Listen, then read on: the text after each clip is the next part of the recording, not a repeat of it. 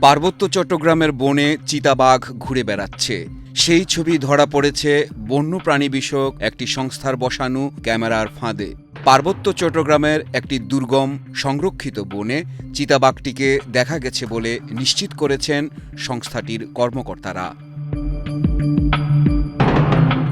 Creative conservation alliance CCA নামের বন্যপ্রাণী বিষয়ক সংস্থাটির ফেসবুক পেজে ২৫ জুন রাতে চিতাবাঘের দুটি ছবি দেওয়া হয়। ছবিতে বনের মধ্যে চিতাবাঘটিকে নিশ্চিন্তে ঘুরে বেড়াতে দেখা যায়।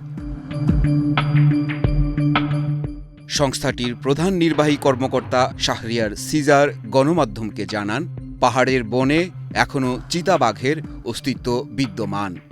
ভিগো ওয়্যার গার্ড প্রয়োজন মতো বাঁকানো যায়, অধিক চাপেও ভাঙে না। ভিগো।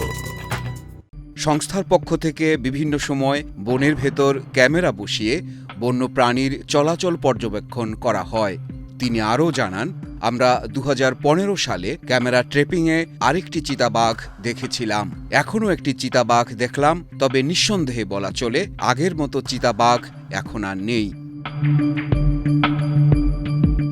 সিসিএর নির্বাহী কর্মকর্তা আরও জানান, যে চিতাবাঘটির ছবি প্রকাশ করা হয়েছে সেটিকে পূর্ণবয়স্ক মনে করছেন গবেষকরা। তবে এটা নিয়ে আরও পর্যবেক্ষণ এবং গবেষণা তারা চালিয়ে যাচ্ছেন। এটা পুরুষ না নারী সেটাও বের করার চেষ্টা করা হচ্ছে। চিতাবাঘটি এই দেশেরই মনে করছেন শাহরিয়ার সিজার। বাংলাদেশে একসময় চিতাবাঘের বিচরণ ছিল পার্বত্য চট্টগ্রাম, সিলেট, মৌলভীবাজার এবং কক্সবাজারের টেকনাফ ও উখিয়া অঞ্চলের বনভূমিতে। পঞ্চগড়, ঠাকুরগাঁও, কুড়িগ্রাম, লালমনিরহাট ও নীলফামারী জেলায় চিতাবাঘের চলাফেরা সবসময় ছিল বলে জানা যায়। এছাড়া একসময় মধুপুর জঙ্গল ছিল চিতাবাঘের স্বর্গরাজ্য। শুধু তাই নয়, বাংলাদেশে কালো চিতাবাঘ দেখা যাওয়ার নজিরও রয়েছে।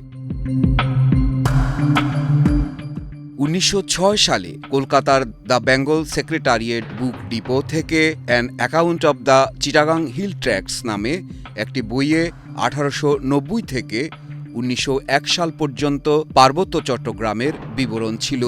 বইয়ে সাঙ্গু ও মাতামুহুরী অববাহিকার বনাঞ্চলের যেসব প্রাণীর দেখা পেয়েছিলেন তার মধ্যে চিতাবাঘও ছিল বলে উল্লেখ রয়েছে।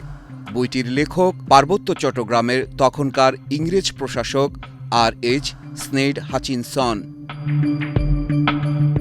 মাহফুজ জুয়েল, বাংলাদেশ প্রতিদিন।